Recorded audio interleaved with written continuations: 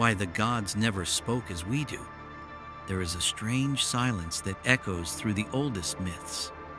A silence not born of absence, but of something too vast, too deep, to be carried by mere sound. The gods, those ancient intelligences that moved like fire across the mythic skies, they rarely spoke in words, and when they did, their words shattered rather than explained. Their presence was known in storms, in signs, in the rising of serpents, the alignment of stars, the movement of beasts, the shift in dream, not in sentences, but in symbols. The divine has always been encoded, not because it is cruel, but because it is too real. The moment a god speaks with a tongue, it becomes an object, something to hold, to dissect, to translate, and in that translation, something dies. What is sacred cannot survive dissection. It must be felt, not understood. In every ancient mystery tradition, from the Eleusinian rites to the temples of Karnak, from the symbols etched into Sumerian clay to the glyphs of the Maya, there is a pattern. The highest truths are hidden in form, not sentence. They appear as animals, as geometric shapes, as abstract dreams, as impossible architecture. They whisper through silence and thunder in vision. Why? Because words fracture. They divide the whole into parts. They force clarity where mystery belongs. But the divine is not linear. It does not move from subject to object. It is not cause and effect. It is totality. It is paradox. It is now and always. And that cannot be spoken, only shown. A symbol can do what a word never can. It resonates, not with the rational mind, but with the ancient self, the self beneath names, the self that dreams in patterns and sees in rhythm. That self does not ask, "What does this mean?" It simply knows. To speak in symbols is to speak to the soul directly. No interpreter, no dictionary, just the raw, silent impact of recognition. The gods never needed to explain, because truth, when seen purely, needs no explanation. So we find them in patterns, threefold spirals, sacred animals, eyes and stars, trees and circles and fire. They don't mean one thing. They are not puzzles. They are doorways. And once you step through, you do not get an answer. You become the answer. This is why the divine does not speak, not because it is absent, but because its voice is everywhere and nowhere in particular. It is in the wind and in the breath and in the space between your thoughts. It is not heard. It is felt. It is remembered. And so we begin not with sound, but with stillness. Not with thought, but with form. Because before the gods ever spoke, they shaped. And what they shaped still speaks, if you know how to see it.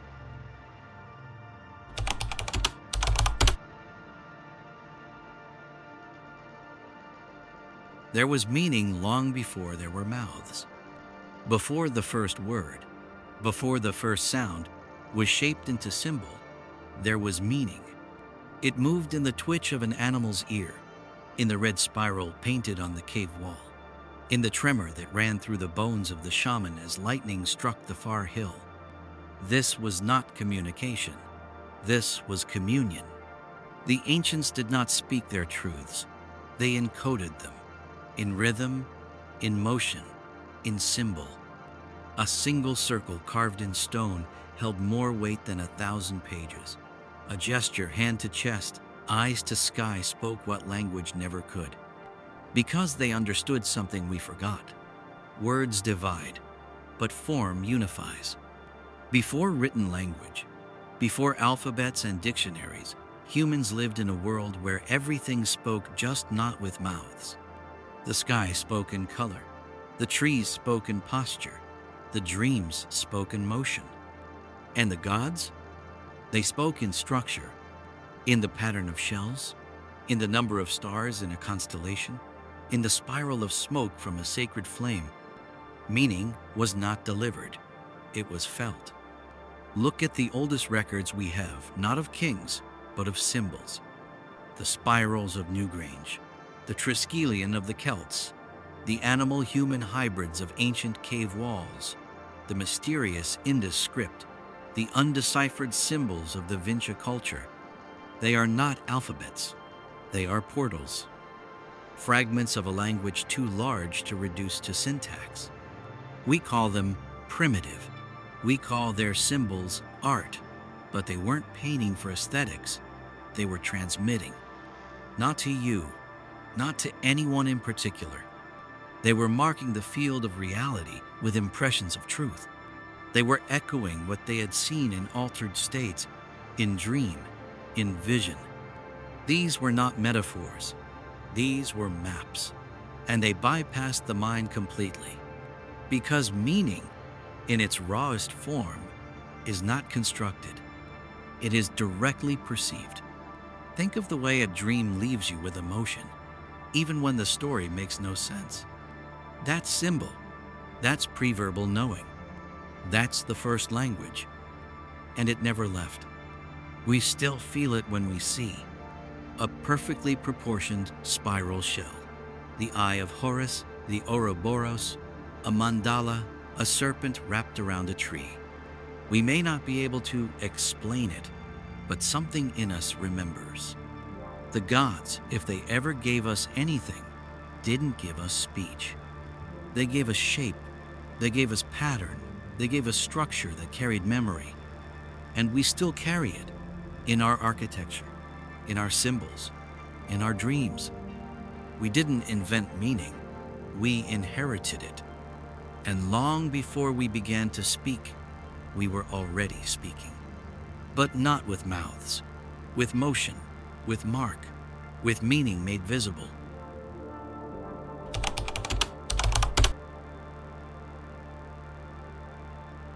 Symbols bypass the mind and strike the soul.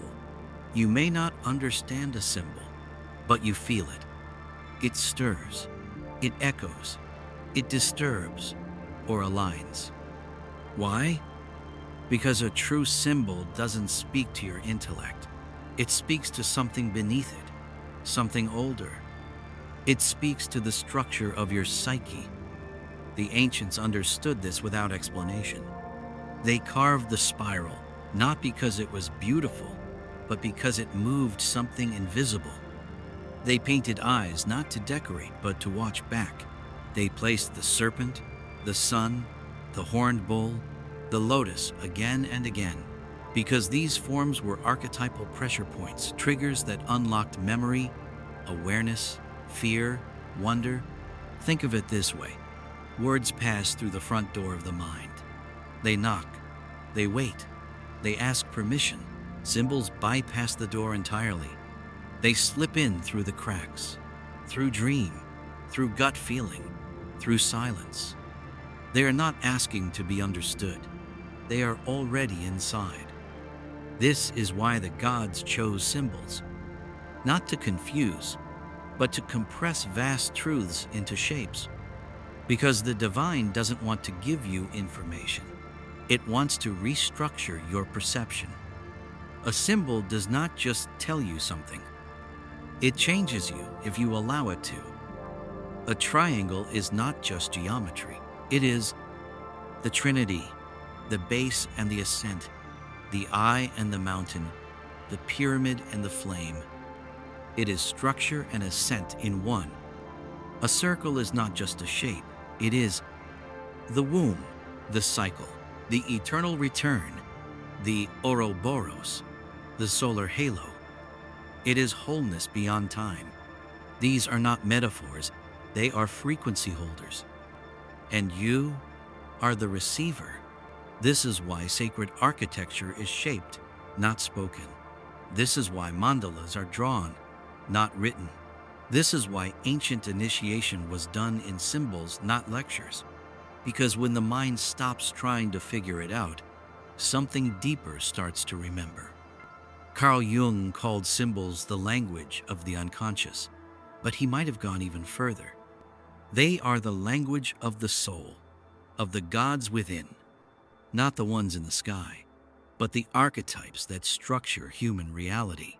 To speak in symbols is not to obscure, it is to return to the original tongue.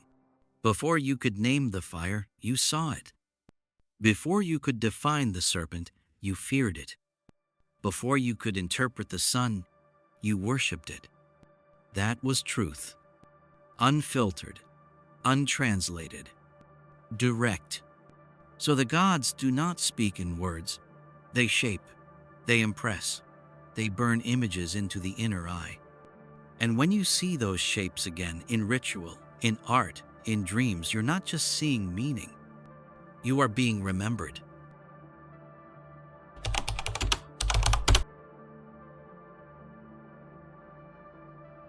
Why sacred meaning began to vanish when writing appeared. Writing is often seen as the crowning achievement of civilization. It brought law, record, poetry, and history. It gave us power over memory and time. But in that gain, something was lost. Something subtle, something sacred. Because the moment a truth is written, it begins to die. In the beginning, there were marks, not letters, but symbols. Glyphs carved into stone, painted on cave walls, inscribed into temple floors. They weren't instructions, they weren't stories. They were vessels, alive. Each symbol was not a word, it was a presence, a gate.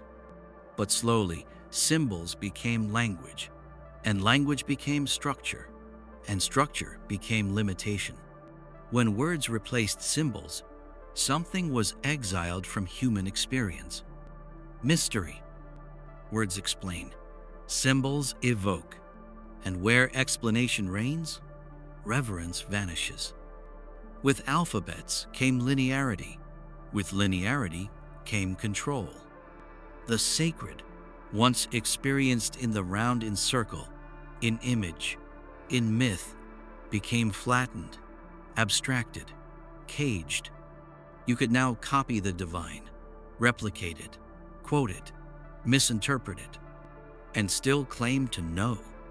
This is why the oldest teachings were oral, passed in ritual, transmitted not by lecture, but through story, gesture, atmosphere.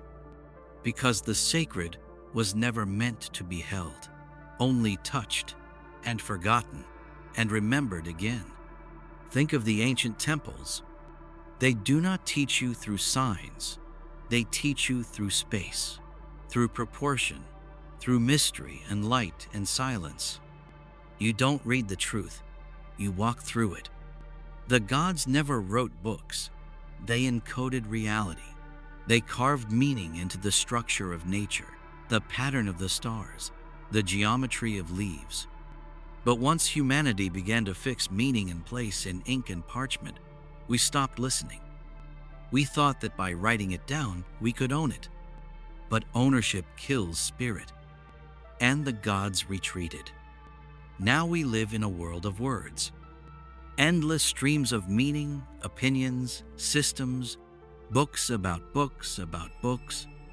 And yet, something is missing. We've never been more informed and less connected, more literate and less wise. Because wisdom is not found in syntax. It is lived, felt, encountered. And the gods? They still speak, but no longer through pages.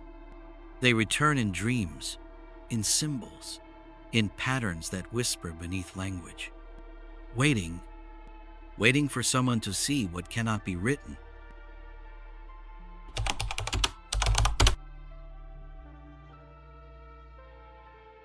The ones who descended taught not speech, but symbols.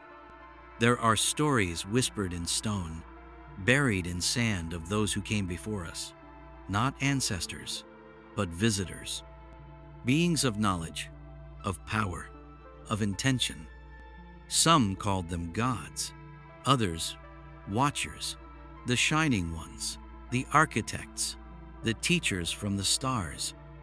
And across cultures, one pattern repeats: they did not bring religion, they brought symbols.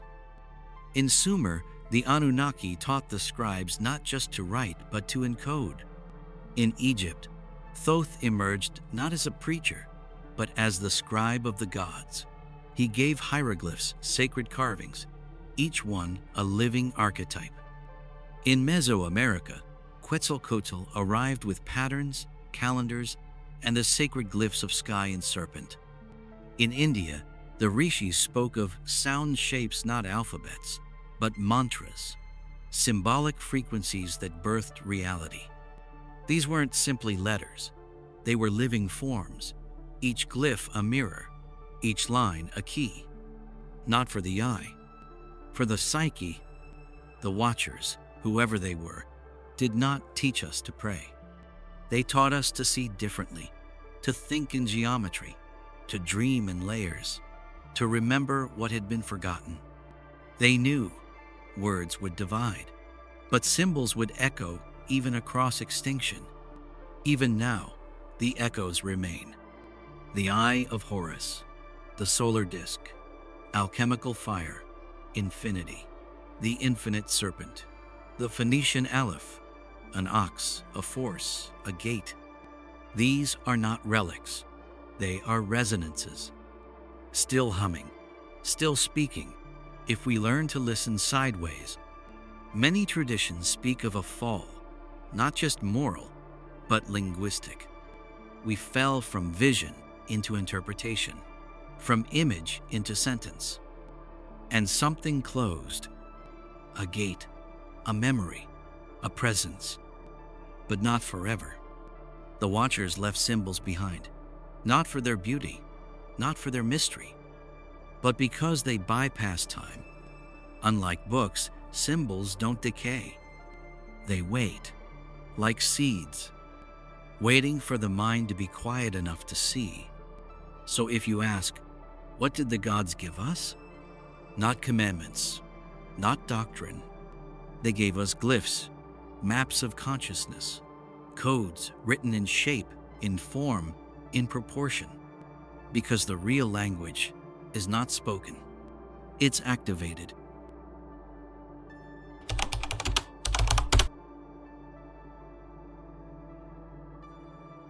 Every symbol is a doorway and a lock. A symbol does not give you meaning, it hides it. It doesn't explain, it demands something: attention, stillness, presence. Because a true symbol is alive, and like all living things, it does not give itself easily. It is both an invitation and a test, an image that offers you a path inward while also daring you to look away. Because what lives behind the symbol is not always comfort, it is often confrontation. Not with the symbol itself, but with yourself. This is the paradox. A symbol conceals precisely because it reveals. Too much truth at once would shatter the unready mind, so it wraps itself in shape like fire behind stained glass. You don't decode a symbol, you enter it. You let it change you, reshape the way you see. And if it doesn't hurt a little, you haven't gone deep enough. Look again at the serpent. To some, it is evil. To others, healing. To the mystic, it is Kundalini life force rising, spiraling, awakening. The same symbol, 1,000 meanings. Because the meaning is not in the image, it is in you. Every culture encoded its wisdom this way. The labyrinth, a journey in, a death, and a return. The eye, not something to look at, but something that looks through you. The tree, not just life, but structure, axis, connection between realms. The flame, illumination, but also destruction. You can't define these. You can only walk through them. Let them teach you without saying a word. This is the veil, the surface that hides the depth. Most see only the surface. They tattoo the symbol, they wear it, they post it, but they do not allow it to work on them, because that would require stillness and silence and surrender. Some doors are not meant to be opened quickly, or even all at once. They open only when the soul is ready. That is the intelligence of the symbol. It knows when you are not ready, and it waits. So beware. A symbol is not your possession. You are its. And if you dare to truly engage with it, it will change you. Not by showing you something new, but by stripping away everything that cannot stand before it. Behind the symbol is something unspeakable, not an idea, not even a truth, but a condition, a reality, something older than belief, something pre-human. And it guards itself with elegance, with beauty, with danger. And that is the mark of real power. Not what reveals, but what chooses when to reveal.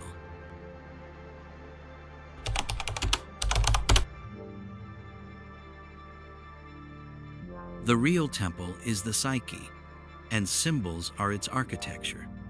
You were never separate from the gods. They were not up there. They were not lost in time.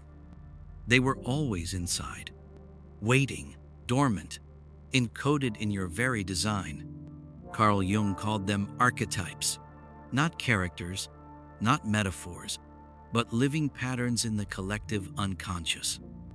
Not inventions of the mind, but structures that give shape to the mind itself. The hero, the serpent, the wise old man, the great mother, the trickster, the destroyer. They appear across time, across culture, not because they were taught, but because they were remembered. A symbol is not random. It is the face of an archetype. It is how the God within appears to consciousness. You see it in a dream, in a vision, in a flash of déjà vu, in the shape of a myth that grips you for reasons you can't explain. And suddenly you know, not intellectually, but viscerally, that symbol was always part of you. Every myth, every ritual, every symbol is a map of the inner terrain.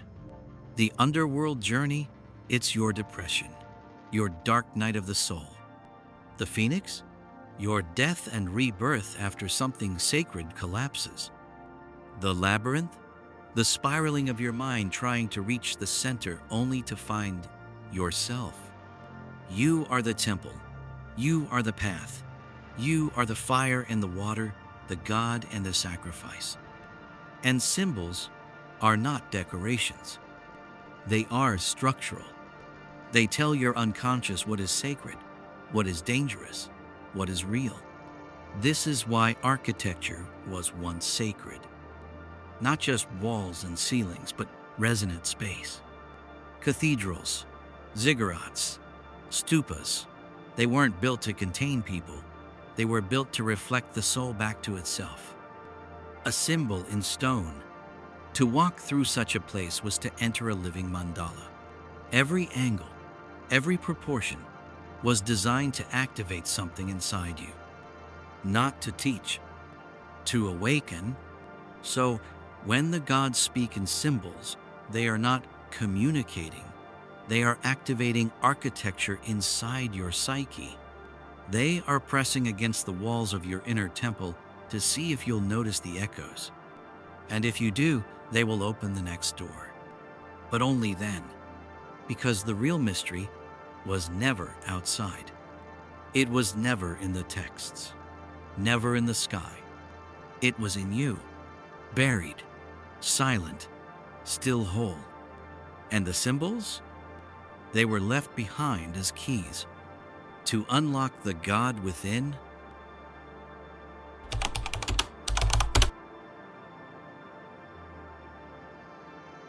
Symbolic literacy. How to hear the gods again. You were never taught to read this way. You were taught letters, grammar, definitions. But no one taught you how to read a dream, how to interpret a gesture, how to stand before a spiral and let it speak without saying a word. That is a different kind of literacy, symbolic literacy, and it's not learned through study, it's recovered through stillness. The modern mind rushes to interpret. What does this mean? Is it good or bad? Can I apply it? But the symbolic mind doesn't ask. It listens. It waits. It absorbs. Like sitting before a fire, you don't need to understand it to be warmed by it. To become symbolically literate is to reverse your instincts. Not to analyze, but to sense. Not to define, but to allow. Not to speak, but to be spoken through. Because real symbols don't explain, they transform. So how do you begin? You begin by noticing that symbol you keep seeing, that animal that visits your dreams, that shape that makes you pause. It is not coincidence. It is conversation, but not with your conscious mind, with something deeper, older, quieter. And when you notice, you don't dissect. You sit with it, you draw it, you speak it aloud, and hear how it moves through your breath. You meditate on its form, not its point. Because a symbol doesn't want to give you a message, it wants to shift your frequency. And once you resonate with it, you begin to remember. This is why the ancient mysteries relied on ritual. You don't explain a ritual, you undergo it. You don't read a mandala, you let it unravel your thinking. You don't interpret a myth line by line. You feel it echo through your spine and recognize yourself inside it. Symbolic literacy is not an art. It is a return, a remembering of how the soul listens without words. And here's the truth. The gods never stop speaking. You stopped listening. They speak in the way shadows fall, in the sudden pull toward a symbol you can't name, in the recurring image that won't let you go. They are not trying to explain. They are calling you home. So begin now. Not with books, not with answers. With presence. Let the symbol appear. Let it remain undefined. Let it live inside you. And then you will not need to ask what it means. You will become the one who remembers how to see.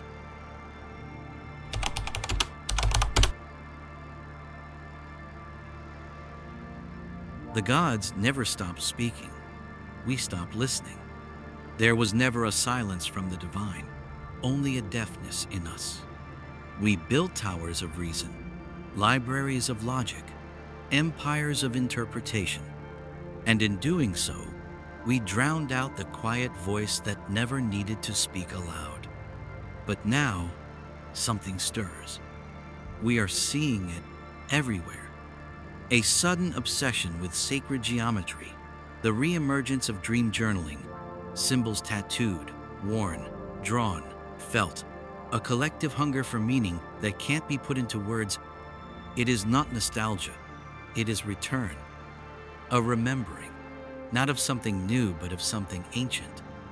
The silent language is reawakening, because we have reached the edge of the word. So much has been said, so little has been understood. We have books, data, scripture, endless commentary on commentary, and still we feel lost. Because the map was never made of ink, it was drawn in vision. The gods, whatever they are, speak in shape, because shape does not lie. It does not bend, it does not debate, it does not ask to be believed. It simply is. A spiral is not a philosophy. It is a fact of energy. A flame is not a metaphor. It is a presence. And so the divine wraps itself in these forms because they endure. They echo across time. They hum beneath consciousness. They wait like seeds beneath stone for the moment when perception softens. And that moment is returning. You feel it when a symbol haunts you, a dream repeats, a myth you've never read feels familiar. You draw something you don't understand, and it feels more real than your name. That is not imagination. That is resonance. Something is speaking through you, or to you, and not in words, in shape, in silence, in form before form. So what now? Now, you stop trying to interpret. You stop forcing meaning. You sit, you breathe, you let the image find you.